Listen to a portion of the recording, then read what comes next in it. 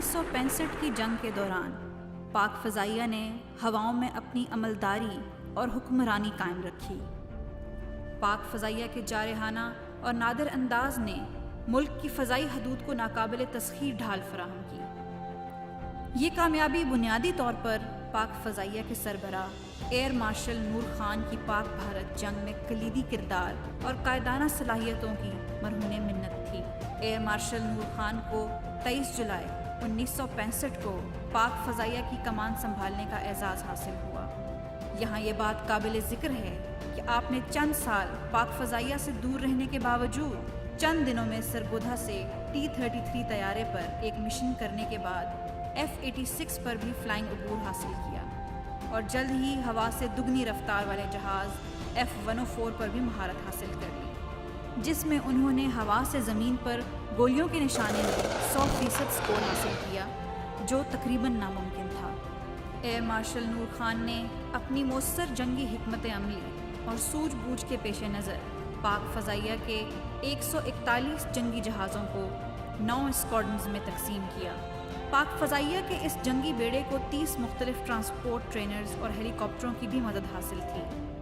اس مقابلے میں بھارتی فضائیہ کے پاس لگ بھگ 775 جنگی طیارے تھے، جو 29 اسکواڈرنز میں تقسیم کیے گئے تھے، جن میں 500 سے زائد طیارے فرنٹ لائن کے طور پر استعمال کیے جا سکتے تھے۔ دونوں ملکوں کی فضائی قوت کا مقابلہ کیا جائے تو یہ تناسب 5-1 کا بنتا تھا۔ 1 ستمبر 1965 کو ایئر ہیڈ کوارٹرز میں یہ اطلاع موصول ہوئی کہ بھارتی فضائیہ نے کشمیر میں پاکستان آرمی کو نشانہ بنانے کا منصوبہ بنایا ہے۔ اس خبر کی تصدیق کے لیے ایئر مارشل نور خان نے اپنی بھرپور قائدانہ صلاحیتوں کا مظاہرہ کرتے ہوئے چھم سیکٹر پر دشمن کی نقل و حرکت کا جائزہ لینے کا خود فیصلہ کیا۔ انہوں نے ایک تربیتی طیارے T-37 میں چکلالہ سے اڑان بھری اور گجرات کے قریب ایک چھوٹی سی ایئر فیلڈ پر جا اترے اور آرمی کے نمبر 1 کور ہیڈ کوارٹر پہ جا کے تازہ ترین صورتحال کا جائزہ لیا۔ اسی اثناء میں چھم سیکٹر میں پاکستانی رڈار پر بھارتی طیاروں کو نمودار ہوتے دیکھا گیا۔ فضائی گشت پر مامور پاکستان فضائیہ کے 2 سیبر طیاروں نے فوراً دشمن کی طرف رخ کیا۔ یہ سیبر طیارے اسکواڈرن لیڈر سرفراز رفیقی اور فلائٹ لیفٹیننٹ امتیاز بھٹی اڑا رہے تھے۔ انہوں نے دشمن کے ویمپائر طیاروں کو حد نگاہ بہت کم ہونے کے باوجود دیکھ لیا۔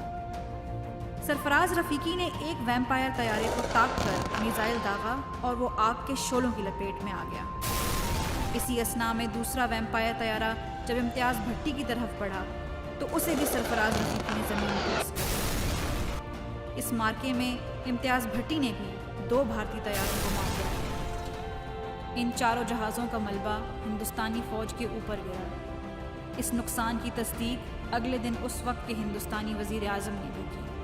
پاک فضائیہ کی اس فضائی برتری نے افواج پاکستان کا مورال بہت بلند کر دیا۔ پاک فضائیہ کی پہلی کامیابی نے قوم کے ذہنوں میں یہ بات ڈال دی کہ پاک فضائیہ کے ہوتے ہوئے ہمیں بھارتی فضائیہ کی فکر کرنے کی ضرورت نہیں۔